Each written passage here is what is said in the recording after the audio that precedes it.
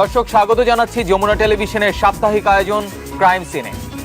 আমাদের সমাজে প্রতিনিয়তই ঘটে যাচ্ছে নানান ধরনের অপরাধ। ঘটে যাওয়া এসব অনিয়ম বা অপরাধের সবটুকু খবর সবসময় আমরা হয়তো জানতে পারি না। অন্ধকারে থেকে যাওয়া সেসব অনিয়মের খবরগুলো নিয়েই আমরা সাজিয়েছি আমাদের এই আয়োজন। ছোট বোনকে নিয়ে বাসা থেকে বেরিয়ে সহকর্মীর জন্মদিনে যাবার কথা ছিল এমবিএর ছাত্রী রুনা আক্তারের, কিন্তু বেড়াতে যাওয়া তো দূরের কথা, আর ঘরেই ফেরা হলো না তার। মতিঝিল এজিবি কলোনির বাসা থেকে বেরিয়ে রাস্তা পারাপারের সময় মোটরসাইকেল আরোহী বখাটে দুই যুবক তার ওড়না টেনে হিঁচড়ে তাকে ব্যস্ত রাস্তা দিয়ে নিয়ে যেতে থাকে। এ সময় মোটরসাইকেলের চাপায় ঘটনাস্থলেই মৃত্যু হয় রুনার। এ ঘটনায় একটি মামলা দায়ের করার পর রুনার পরিবার পড়েছে আরো বিপাকে, কারণ আসামিরা প্রতিনিয়ত সেই মামলাটি তুলে নেওয়ার জন্য হুমকি দিয়ে যাচ্ছে। না হলে রুনার ছোট বোনকেও একই পরিণতি ভোগ করতে হবে বলে ভয়ভীতি দেখাচ্ছে। 16 অক্টোবর সন্ধ্যা 6টার ঘটনা। গণপূর্ত বিভাগের হিসাব সহকারী রুনা আক্তার এজিবি কলোনির নিজ বাসা থেকে ছোট বোন তানিয়াকে সঙ্গে নিয়ে এক সহকর্মীর বাসায় অনুষ্ঠানে যাচ্ছিলেন। বাসা থেকে বেরিয়ে রাস্তা পারাপারের সময় হঠাৎ 3টি মোটরসাইকেল প্রচণ্ড গতিতে তাদের দিকে আসতে থাকে। তানিয়া রাস্তা পার হলেও রুনা আইল্যান্ডের পাশে দাঁড়িয়ে যান। এ সময় একটি মোটরসাইকেলের আরোহী রুনার ওড়না ধরে টান দিলে তিনি পড়ে গিয়ে আইল্যান্ডের সঙ্গে ধাক্কা খান। পিছ থেকে আসতেছে, ওটার কোনো হর্ন নাই, কোনো লাইটের ইয়া নেই। ওর ওই বাইকে ওরা দুইজন বসা। একজন কি করছে, আমার বোনের ওড়নাটা এমন জোরে টাইট করে টান দিছে। তখন টানের চোটে ও করছে কি চাক্কাটা সামনে চলে গেছে। চাক্কাটা সামনে গেছে, ওকে ছেঁচড়ে অনেক দূর পর্যন্ত নিছে। নেওয়ার পর ও তোর চাক্কার মধ্যে ওর ওড়নাটা পেঁচায় গেছে। তখন কি করছে, ধাক্কা দিয়ে আইল্যান্ডের মধ্যে ফালাই দিছে। দেওয়ার পর ওর পায়ের ওপর দিয়ে গাড়ি চালাই নিয়ে গেছে। রুনাকে মোটরসাইকেল থেকে আঘাত করে কিভাবে হত্যা করা হয়েছে তা খুব কাছ থেকে দেখেছেন তানিয়া। আমি যখন মাথাটা ধরছি, ওর মাথায় আঠা কি জানি বের হয়ে গেছে। তখনই ওই স্পট ডেড। ওকে আমি আমার এই জন্য কোনো কিছু নেই। পুলিশ তো আমার কাছে কোনো স্টেটমেন্ট নেয়নি এখনো পর্যন্ত। আমার মনে হচ্ছে এটা একটা পরিকল্পিত মার্ডার, কারণ এটা না হলে আমি ওর সামনে, আমাকে না নিয়ে পিছিয়ে ও ছিল। ওকে কিভাবে টার্গেট করে ওর উপর দিয়ে গাড়িটা নিছে, আর একদম মৃত্যু নিশ্চিত করে তারপরে ওর ওখান থেকে গেছে। ঘটনার পরই রুনার মা শাহিদা বেগম ঘটনাস্থলে ছুটে যান, কিন্তু তিনি রুনাকে আর জীবিত দেখতে পাননি। একটা হুন্ডায় এরে মাইরে দিয়া বহুত দূরে নিয়ে ফালাইছে একটা রিলিংয়ের উপরে। তখন আমরা শুই না, সবাই দৌড়াদৌড়ি করে গেলাম, 5 মিনিটও হয় নাই। দৌড়াদৌড়ি করে জানলাম যে মানুষও বললো যে ওই হাসপাতাল নিয়ে গেছে। আমি ডাকলাম, কোনো শব্দ নেই। তখনই এখানেই মৃত্যু হয়েছে। চাকরির পাশাপাশি রুনা এমবিএ পড়ছিলেন। বাবার চাকরির সূত্রে তার নামে বরাদ্দ ছিল এজিবি কলোনির এই বাসাটি, কিন্তু রুনার মৃত্যুর পর পুরো পরিবারকে বাসা ছেড়ে গ্রামে চলে যেতে হবে বলে জানান রুনার মা। 6টা বছর ধরে চাকরি হয়েছে, 6টা বছর ধরে আমরা তার কাছেই থাকি। এতদিন এর বাপে ছিল, তারপরে হ্যাঁ নিচে বাপটা। এখন বলেন আমরা কার কাছে থাকবো আর কার কাছে আমরা কি করব? রুনার বড় বোন শাহনাজ বেগম জানান, ঘটনার পর আসামি পক্ষ তাদেরকে নানাভাবে হুমকি দিয়ে যাচ্ছে। হুমকির অভিযোগে পরিবারের পক্ষ থেকে মতিঝিল থানায় একটি সাধারণ ডায়েরিও করা হয়েছে। বলছে যে এরকম যদি আপনারা মিডিয়া বা কারো কাছে কিছু বলেন, তাহলে আমরা এটা এক এক করে আমাদেরকে সবাইকে মারবে, আমাদের কোনো দুঃখ নেই, তারপর আমরা সুষ্ঠু বিচার চাই।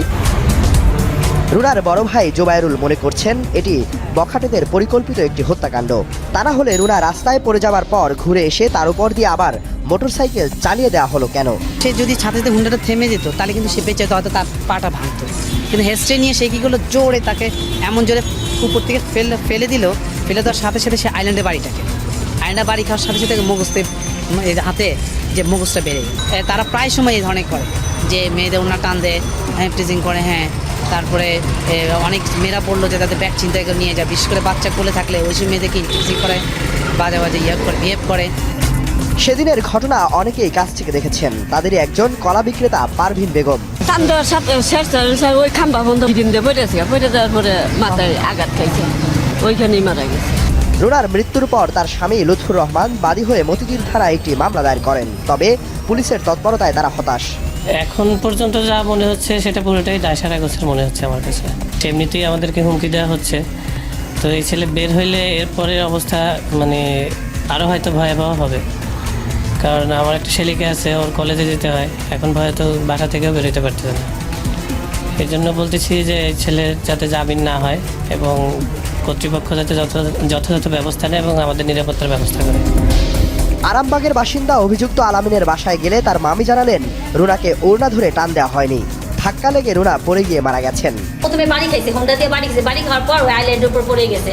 আর ওর না যদি মোটরসাইকেলের সাথে পেঁচাইতো, মোটরসাইকেলে ধরে চিহ্ন থাকবো যেটা আছে কি না আছে। আর ওরা যে ছেলে একটা অ্যাক্সিডেন্ট হয়ে গেছে, কিন্তু ওনারা বলতেছে ছেলেটা বকাটে, ছেলেটা ভালো না, ছেলেটা ইয়ের সাথে জড়িত, একটা গ্রুপের সাথে বন্ধু 4-5 জন বন্ধু মিলে বাইক চালাইছে, এটা তো খারাপ। আলামিনের মায়ের সাক্ষাৎ পাওয়া গেলে তিনি ছেলের পক্ষে সাফাই গাইলেন। আমার ছেলে ভালো ছাত্র, আমার ছেলে নির্দোষ, আমার ছেলে মনে করেন GPA 5 8 গোল্ডেন A+ নিয়ে পাস করছে। আমার ছেলে ক্রাইম সম্বন্ধে মহল্লা জিজ্ঞেস করেন, একটা রিপোর্ট যদি আপনারা খারাপ পান তাহলেই করেন। আমার ছেলে নির্দোষ, আমার ছেলে মনে করেন সেদিন বেরোইছে, আমার ছেলে নির্দোষ, আমি এটুকুই জানি। মামলার তদন্ত শেষে প্রকৃত দোষীদের বিরুদ্ধে ব্যবস্থা নেওয়া হবে বলে জানালেন পুলিশের এই কর্মকর্তা। গত 16 তারিখ সন্ধ্যায় রাজধানীর মতিঝিল এলাকায় এজিবি কলোনির সামনে মোটরসাইকেল দুর্ঘটনায় একজন মহিলা মৃত্যুবরণ করেন, তার নাম রুনা আক্তার। সেই ঘটনার ধৃত আসামি আলামিনকে পুলিশ একদিনের রিমান্ডে পায়, তাকে এনে জিজ্ঞাসাবাদ করে, জিজ্ঞাসাবাদ শেষে তাকে কারাগারে প্রেরণ করে। এই ঘটনায় মামলা তদন্তাধীন। আশা করি আমরা শীঘ্রই এই বিষয়ে রহস্য উন্মোচন করে বিজ্ঞ আদালতে পুলিশ রিপোর্ট দাখিল করব। রুনা হত্যার ঘটনায় পুলিশ দুর্ঘটনাজনিত মৃত্যুর ধারায় মামলা নেয় পরিবারটি জানে না তারা ন্যায় বিচার পাবে কিনা। তাদের আশা পুলিশ সঠিকভাবে তদন্ত করে রুনাকে পরিকল্পিতভাবে হত্যায় অভিযোগে দোষীদের বিরুদ্ধে ব্যবস্থা নেবে। দর্শক দেখছেন ক্রাইম সিন, নিচ্ছি ছোট্ট একটা বিরতি, আমাদের সাথেই থাকুন।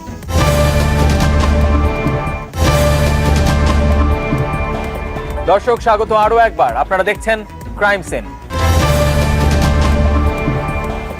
আর্থিক লেনদেনের বিরুদ্ধে জাহাঙ্গীর আলম কাউসারকে খুন করেছে তার খালাতো ভাই, এমন অভিযোগ পাওয়া গিয়েছে। কাউসার দৈনিক বণিক বার্তার সহকারী বিজ্ঞাপন ম্যানেজার। খুনের পর কাউসারের লাশটি লাগেজে ভরে গুম করার চেষ্টাও চালানো হচ্ছিল। তবে ঘটনার 2 দিন পর পুলিশ সন্দেহভাজন আসামিদেরকে গ্রেফতার করতে সক্ষম হয়েছে। রাজধানীর খিলক্ষেত থানার নামাপাড়া বোর্ডগার্ড এলাকায় হত্যা করা হয় জাহাঙ্গীর আলম কাউসারকে। নিহত কাউসারের পরিবার জানায়, গত 15 সেপ্টেম্বর সকালে অফিসের উদ্দেশ্যে ঘর থেকে বের হবার পর নিখোঁজ হন কাউসার। অফিস শেষে বাসায় ফিরে না আসায় কাউসারের পরিবারের সদস্যরা উৎকণ্ঠায় পড়ে যান। খবর শুনে গ্রামের বাড়ি থেকে ঢাকায় ছুটে আসেন তার মা, কিন্তু ঢাকায় এসে পেয়েছেন ছেলের লাশ। পরে 4 দিনের দিন সেদিনকে আমি শুনতে পারলি, আমি চলে আইছি ঢাকায়। আমার ছেলে যেদিনে ধরা পেলে আমার মা, আমি মা জিনিস আমি বুঝতে পারিছি যে আমার ছেলে মানুষ, আমার ছেলে হলো ঢাকার বসতি হয়ে গেছে। আমার ছেলে কাজ, আমার ছেলে ঢাকা ভার্সিটি পড়াশোনা করেছে, চাকরি পাইছে। আমার ছেলে এরকম কাজে মানুষ এই মানুষ করবে বাবা, আমি সাথে সম্পূর্ণ জানি না। রেক্সোনা পারভিন 9 বছর আগে ভালোবেসে বিয়ে করেছিলেন জাহাঙ্গীর আলম কাউসারকে। স্বামীর মৃত্যুতে 2 সন্তান নিয়ে দিশেহারা হয়ে পড়েছেন তিনি। মানে বড়টার কষ্টটা বেশি, আর ছোটটা ওইভাবে তো বুঝে নাই। যদি জিজ্ঞেস করি বাবা কই, বলে যে অফিসে চকলেট আনতে গেছে, বিস্কিট নিয়ে আসবে, এরকম। 1.5 বছরের আবরার জানে না তার বাবা আর কোনোদিনও ফিরে আসবে না। এখনও তার বিশ্বাস অফিস থেকে আসার সময় বাবা চকলেট নিয়ে আসবে। চকলেট কি বলে গেছে তোমাকে বাবা? চকলেট। কাউসারের বড় ছেলে 6 বছরের সাদমান জোহায়ের ইহতেশাম বাবার কথা মনে হলে দূর আকাশের দিকে তাকিয়ে খুঁজে বেড়ায় তাকে। রেক্সোনা পারভিন অভিযোগ করেন, কাউসারের দূর সম্পর্কের খালাতো ভাই SM ফয়সাল তার স্বামীকে হত্যা করেছে। প্রথমে ওই টাকা নেই, অল্প কিছু নেই, সেটা আবার সুন্দরভাবে ব্যাংক দেয়, পরে আবার নেই। মানে ওর টেকনিকটা হচ্ছে দিবেন নিবে, দিবেন নিবে, এরকম করতে করতে যখন বড় একটা অ্যামাউন্ট জমে যাবে তখন আর সে দিবে না, তাকে মেরে ফেলে। সেম ঘটনাটা আমার হাজব্যান্ডের ক্ষেত্রে হয়েছে, যেটা আমি পেলাম। আমি তো জানতাম না, কারণ আমি মানে পরিস্থিতির শিকার হয়ে আমি সব কিছু জানলাম। এদিকে গোপন সংবাদের ভিত্তিতে খিলক্ষেত থানার পুলিশ জানতে পারে, নামাপাড়া বোর্ডগার্ড এলাকায় একটি বাড়িতে অজ্ঞাত ব্যক্তির লাশ রয়েছে। পরে সেখান থেকে মৃতদেহ উদ্ধার করে পুলিশ। থানার ওসি জানান, রাজধানী শহর সাভার ও মানিকগঞ্জে অভিযান চালিয়ে ওই হত্যায় জড়িত অভিযোগে 4 জনকে আটক করা হয়। সাভার, তারপর ধামরা সহ ঢাকার বিভিন্ন এলাকায় অভিযান পরিচালনা করিয়া 4 জনকে গ্রেপ্তার করতে সক্ষম হই। ফয়সাল আলাইস পেডি, তারপর ফাহিম, রাহান, রাকিব, এই 4 জনকে আমরা তাৎক্ষণিকভাবে গ্রেপ্তার করি। এর মধ্যে ফয়সাল আলাইস পেডি ঘটনার সম্পৃক্ত থাকার বিষয়ে সে নিজেকে জড়িয়ে অন্যান্য 4 জনের ঘটনা ব্যক্ত করে আমাদের কাছে। তারপরে আমরা তাকে বিজ্ঞ আদালতে সোপর্দ করি এবং স্বীকারোক্তিমূলক জবানবন্দি গ্রহণ করার ব্যবস্থা করি।